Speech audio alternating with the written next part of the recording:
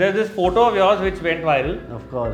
With the Bollywood actress Amisha Patel. What's going on? What is going on? बताओ क्या चल रहा है? Do you believe in the Yeti? Are you serious? You were a typical South Bombay kid. Yeah. Right, growing up in South Bombay, and then you have to move over there on your own. The faculty that impart the education to the students, that impart the skills, are not trained enough. There are not enough workshops, seminars, programs to develop their talent. So that is something that a lot of private players need to enter into. If you look in Dubai, private players can enter the education space and run a school for profit. But in India, you can't because it has to be done under trust. Why not open it up as a profitable venture? Most people want quick returns and quick valuation. People are so hungry and aggressive, they forget about EBITDA. Instead, they focus more on valuation, all in the hunger to grow fast. So today I'm here with Nirvaan Birla. He's the MD and founder of Birla Brainiacs and Birla Open Minds. He's also a music enthusiast. He's a fitness enthusiast. If you see his Instagram stories, he's got a six-pack. I only have high cholesterol, and of course, there's a lot of other things, right, which we're going to be talking about today. So, Nirvaan, welcome to the show. Thank you. And the first thing which I really want to ask you is, after finishing your education, you came back to India, and rather than going in the traditional route of your family business, you went into education. Yeah. So, what was the motivation or reason behind that? So my family business is traditionally into manufacturing. And that's where our legacy was. But for me, I thought that, I wanted to sort of create my own value and prove my own worth. The manufacturing businesses, when I returned to India, was sort of already set on autopilot. So I wanted to create something new and also sort of test my mettle in a sunrise sector, something that had huge potential for future growth. So my father had already started this education initiative as a brainchild when I returned, and at that point no one was really spearheading the entire operation, which was called Birla Open Minds. Okay. So that's when I sort of came back. I thought that maybe first I'll do a couple of professional internships across other companies in India. I worked at Motilal Oswal for a bit, but then I sort of circled back that I want to start doing and growing my own thing, because I already had experience with a couple of my own startups in the past. And then actually it was my mother, surprisingly, that sort of pointed me in this direction, that this is education is a sector that has immense potential in the future, recession-free, highest youth population in India, in the whole world. So why don't you take this on? So that's. So what is the difference? I mean, there's Birla Brainiacs, and there's Birla Open Minds. So what is Brainiacs and what is Open Minds, for the ones who don't know? So Brainiacs is an EdTech company, and Birla Open Minds is sort of a brick and mortar franchising company. So Birla Open Minds, in Birla Open Minds, we sort of work as franchisors and consultants, where we expand across India. Now we've crossed around over 200 schools now. And we expand in terms of franchising, where we provide the end-to-end logistics support to our franchise partners. We of course give them our brand as well, and we handhold them in how to best run a school with the curriculum, the teacher training, the operational support, your end-to-end logistics. And Brainiacs, on the other hand, is an EdTech company, which is a full online play. Because the goal was to be an end-to-end umbrella provider for education. So of course you have to cover online and offline. So in Brainiacs we have an app, and on this app we do online upskilling like coding, financial literacy, communication skills, music we're adding now this year. And we also do this other sort of revolutionary product which is still picking up in India, which is called hybrid schooling. So where like students who opt for like private schooling or home schooling can come on my app and graduate as Cambridge or IGCSE students. Oh, they can graduate also via the app, whatever you're providing. Yeah. So they don't have to go to a regular school. They go to an online school on my app. And then once a fortnight, they have these physical meets. So we have over 200 centers all over India.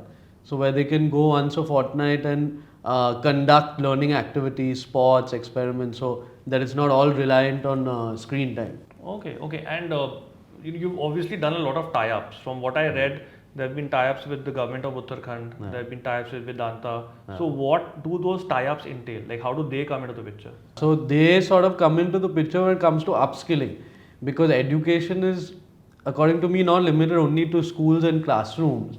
You also have to sort of add skill development to the picture. So when we tied up with the government of Uttarakhand, we tied up with around 50 schools of theirs in the state of Uttarakhand, mainly in and around Dehradun, which we sort of did as a social service angle, where we sent our trainers, our skilled developers and all, and they went and upskilled all the government schools and students in various skills like ICT, coding, financial literacy, these kind of skills. And the same with Vedanta. So with Vedanta, we tied up with them for these skill centers called Nandgars. And we tied up with them for over 200 Nandgars, which were like centers for upskilling. These are all over, like all over which particular area? So mainly in Rajasthan. The Okay. Nandgars were mainly in Rajasthan, Okay. which is actually where I'm from also. So it was like close to home. Okay. And there what we did was we first did a demand survey on what the maximum demand for jobs were over there. And then accordingly we provided training for those jobs and placement. Ah, okay. And so you've been in the education industry for roughly how long now? Around 2017 I joined, so 8 years. So according to you, if you look at the education industry as a whole and if you're looking at India, right, what are 3 or maybe more of the major problems which India is facing in the education sector, whether it's education, whether it's literacy? Yeah. So what, in your research, in your findings, what are those, and obviously what are the solutions? I think one of the major problems that comes to mind is teacher training. So I think in private schools and especially in government schools, the faculty that impart the education to the students, that impart the skills, are not trained enough. There are not enough workshops, seminars, programs to develop their talent. So that is something that a lot of private players need to enter into, which we already have. We have a separate vertical called Learn Leap under Birla Open Minds, Okay. which does teacher training, upskilling and placement also. But I think lots more effort, resources need to be put into this, because however good your curriculum or your boards are, unless the implementers, which is the teachers, know how to develop it, know how to impart it, then it won't work. So that's one thing. I think second thing is a lot more of the GDP of India needs to be spent on education and on upskilling. True. So like in developed countries, at least 6 to 7% of the GDP is spent, whereas in India it's roughly between 3 to 4%. Okay. So that really needs to go up. And I think the third thing, which I think is a personal restriction, is organization of the sector.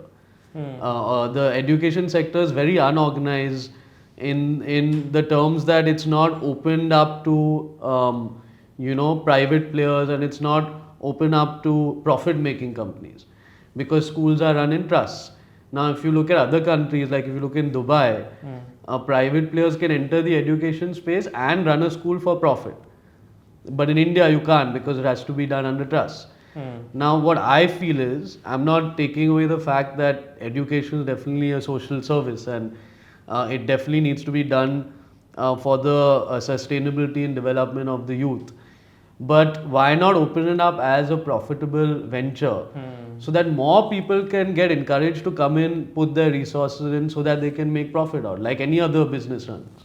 Yeah, then of course there'll be more players, there'll be more competition, and the level of education literacy automatically is going to be going up. Yeah, and competition breeds quality, right? So like the more the competition, the more people have to up their game. For sure. Yeah. But moving away from specifically education as a sector, do you think entrepreneurs in India, obviously they're getting younger by the day, whether we are talking about Shark Tank or anybody, 17, 18-year-olds, we were just talking right now, you mentioned Zepto, right? Do you think that there are any sort of basic mistakes maybe which they are making? Because many times you also read about a lot of promising sort of, whether it is EdTech or any other industry really, EdTech I just mentioned like that, any other industry which sort of suddenly flounders. and they had raised so much of funding. Yeah. So are there any basic things in which you feel they might be falling short? Number one is, I think, tunnel vision, because people go in like full eagerness and full enthusiasm and launch their startup. They put their vision, mission, resources behind it. But then instead of having like a 5-year plan, breaking that up into like 1-year plans, 5 1-year plans, and then sticking to that game, not losing focus and interest, they get discouraged pretty quickly. So they start their journey, their entrepreneurial journey, and they get maybe 1 year of success. But then as soon as they don't get that same success in the next year or whatever, then they think of selling out, or then they think of diluting, or then they think of switching to another product or another venture completely. Like I have so many of my friends who've tried like 7 different things in the past 5 years instead of sticking to one. Even when there was promise in that first or second one, they've just lost they were focus. like maybe they're not getting the profit fast enough, what they expected. So that's why they sort of shift to another thing. Exactly. Like patience, I think, is what I'm getting at. They don't have that patience to wait it out and generate a sustainable business. Most people want quick returns and quick valuation. So I think that's one problem. And I think the second thing is the valuation game in itself. Like people are so hungry and aggressive to get an amazing valuation and to grow fast that they forget about EBITDA. They forget about how cash rich a company is, how efficient a company is, how lean a company can be, and how it can churn out the most profits. Instead, they focus more on valuation, on diluting their stake to get a higher valuation, or increasing their turnover, all in the hunger to grow fast. If I can refer to our own journey, we had couple of opportunities in the past 2 years where we could go for a fundraise and we could look at diluting in that same desire, hunger to get an amazing valuation and to grow much faster. But because of good team and a good board and a good internal rationale, we decided that churning out the maximum profit and running a company first that was financially healthy with all the good financial derivatives was more important than building a good valuation quickly. So I think more than getting a quick valuation and a quick capital infusion, I think youngsters and startups should first focus on getting very good derivatives like good profits, healthy cash flow, short working capital. So if any of the Shark Tank enthusiasts are watching, these are I think 2-3 points to sort of make note of. Okay, so again, I remember when we spoken before also, you went abroad for your studies, right? And you've spoken about this before, that you were a typical South Bombay kid, right? Growing up in South Bombay, and then you had to move over there on your own. So what was that transition like? What is like a different thing? Was it easy? Was it tough? No, I think it was amazing actually. It was one of the best things that happened to me because I lived like in this South Bombay bubble for all my life. Very sheltered, very programmed, autopilot. So, and I'm not saying I went and shifted to some back of the beyond place, like I went to London. But still, the experience of living by yourself, taking care of yourself, sort of managing a house by yourself, because I was living alone, is very different from living a sheltered South Bombay lifestyle. So that was a good shift for me. And also the company I hung out with, the kind of new people I met, because the dynamics of people in London is like they're people from all different walks of life. Here there was a sort of a cocoon sort of a thing, like you said. Yeah, exactly. And here, like South Bombay is more society driven. So society commands one thing, then everyone is sort of programmed to that and everyone thinks more or less in the same way. But in London, it was like super different because you got a lot of new ideas, fresh perspectives, different ways to approach a certain situation or problem in life. So that was really nice for me. But any plans of moving over there for work, or you're going to be here, settled over here for work? Have you ever thought about that? Yeah, I mean, I think I'm going to be here only because like 80% of my business is here. It's all India based, make in India and based in India as well. And like I see my work or what I do is tied in pretty strongly with like the future of India, not with the future of the world. So I think it's going to be here. Although I do like London a lot, so I do keep traveling there probably 3-4 times in a year. And we're expanding business in the Middle East as well. Okay. So Dubai as well. I keep going there. But yeah, based in India only. So Dubai, London, Middle East. I am normally traveling to Ghatkopar. We'll talk about that later. Who are your like role models in life? From what I know, there are three basic important role models who you have in your life. Who are they, and why have they sort of made this difference in your life? So I think primarily my role models would be my parents, my mother and my father, because like they gave me the kind of upbringing that today has helped me be sort of a rational, grounded and centered person, which I don't think many other kids had access to. Like the kind of upbringing they gave to me, which was like full of spirituality, full of family bonding, relationships, lot of sports, lot of outdoor activities, which kids these days don't get actually much of. So I think I had like the best childhood, and I owe it all to my parents. Like even as a kid, they used to like take me all over India, visit a lot of ashrams, meet a lot of gurus, learned masters, go to like the Kumbh Mela and stuff. We used to go every year, every 4 years rather. So that really shaped the man I am today, and in that aspect, I think they are my role models or even my gurus in a way, because I would want to impart that same kind of upbringing to my kids in the future. And I just think the way both of them tackled every twist and turn that came in their way in life, like they had a lot of twists and turns, but they still tackled it being so centered, calm, healthy. Touch wood, like a lot of people resort to weakness in times of problems, but like they didn't. They stood by each other, they stood by their family, and they tackled every problem head on. So I think my parents would definitely be my primary role models. Also my uncle, Kumar Mangalam Birla, Kumar Chacha. So he actually has been an inspiration for me since I started my professional journey, because how he took over from his father and took over the Aditya Birla group and grew it to the mammoth group that it is today.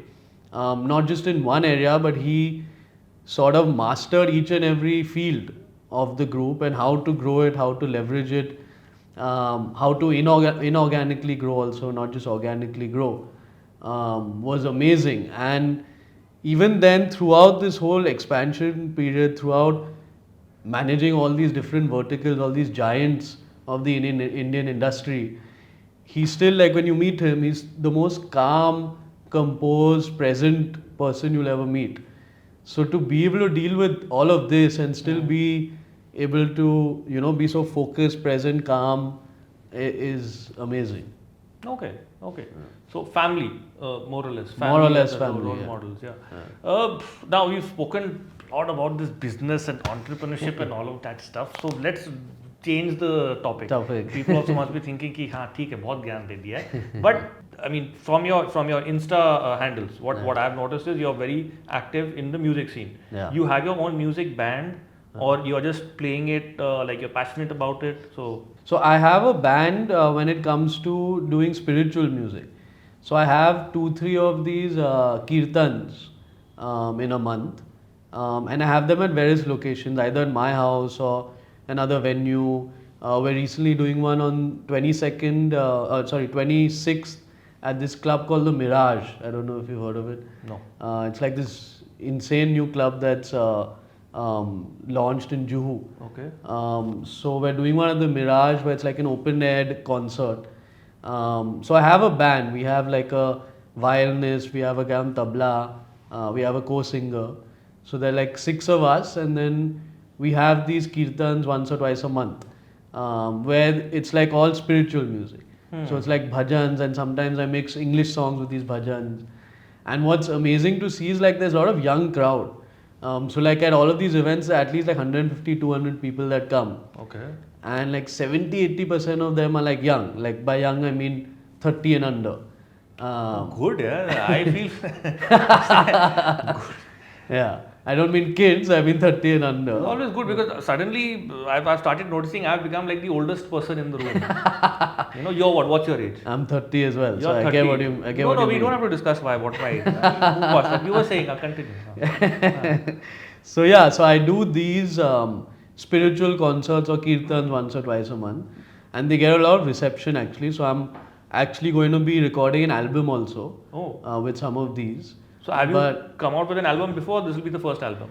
No, so actually my first release is going to be in mid-Feb, which is not a spiritual song. That's a Hindi Bollywood love song actually. Okay. It's going to be probably coming out in mid-Feb. It's the second song that I've written and recorded. The first one was more of an experiment, but this one I'm doing it properly with a proper production team. We're shooting a video and all for it. So that's going to be releasing in mid-February.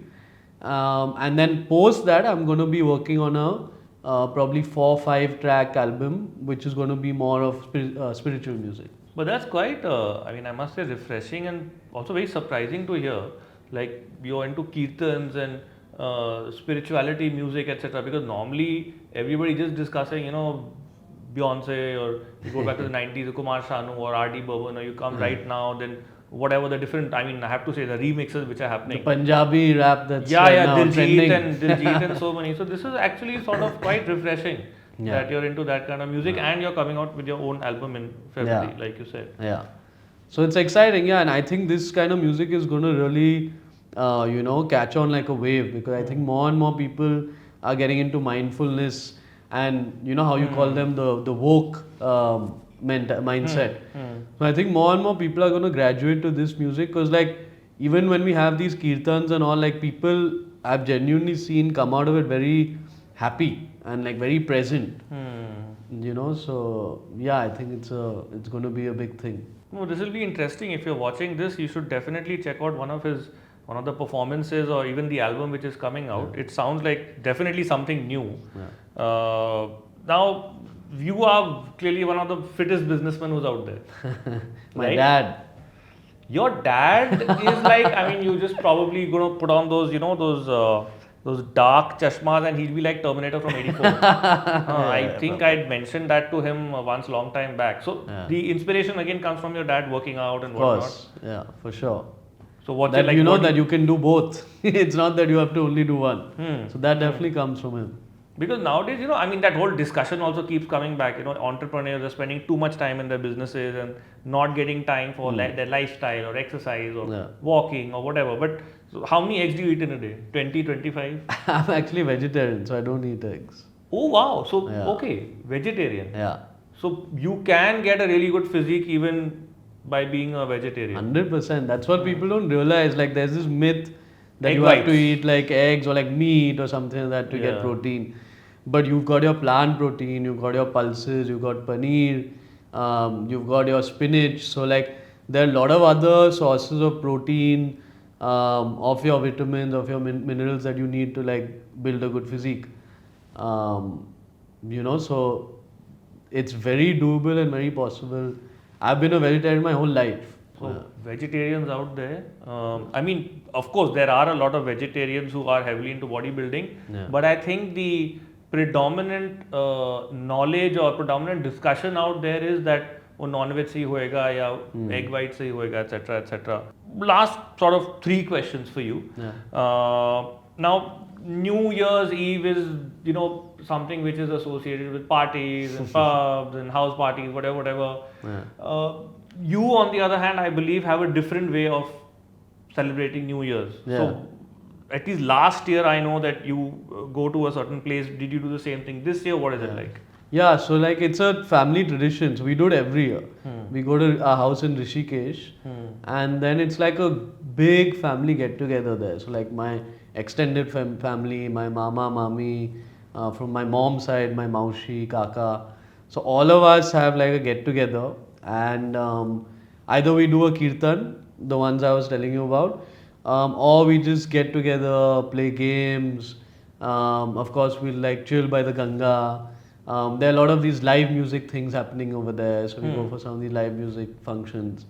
So it's a very peaceful, sort of centered start to the new year, and I think it's probably like the best way to bring in a new year. Like this whole concept around getting in the new year with a party or like smashed or like hungover the next day. Vomiting 15 times. Vomiting, puking all over the place, going all out till you can't, walk anymore. It's like, what's the point of it? It's not like, you're keeping fit and fine 364 days, and then on this one day you have to go all out. Yeah. So there's no logic to this. Instead, if you bring in the new year, the new year is supposed to be like another step on your path to like evolving, to maturing, to growing up.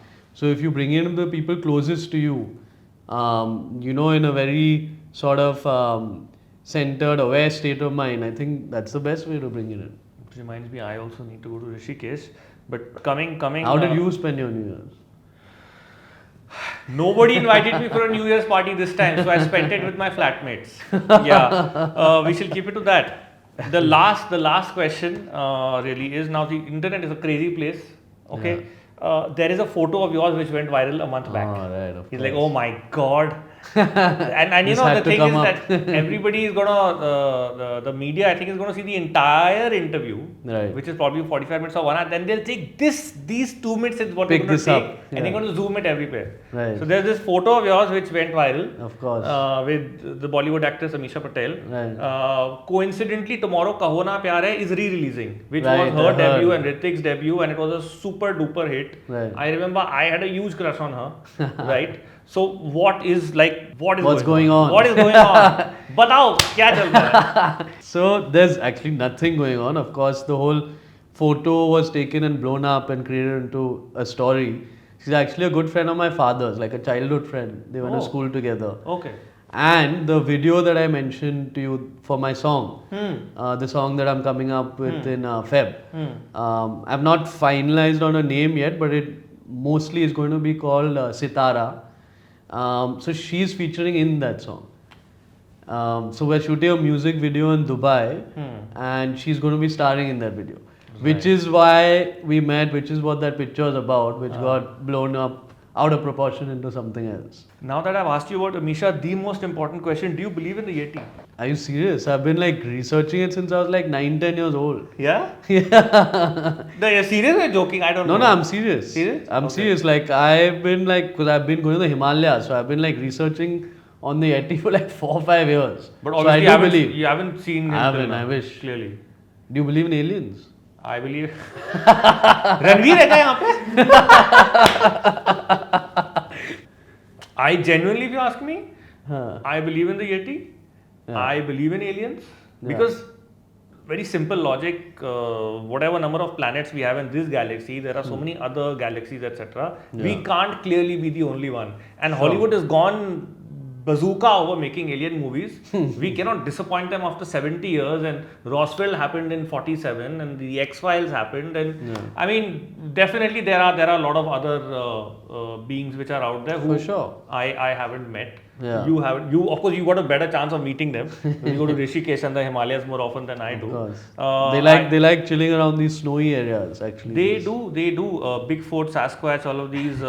Like I was talking to you about all those supernatural podcasts which I'm listening. So yeah, even the supernatural, I do believe in it. Yeah. Also, like the pyramids, how the hell were they built like almost 5,000 years ago? So there was a very famous show called Ancient Aliens. Have you heard of it? Yeah.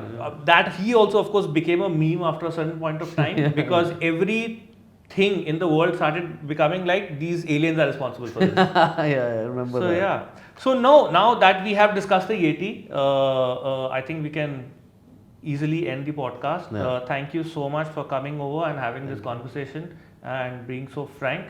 Definitely be in touch and take care. Thank you so much. Thanks, my pleasure. Thank you.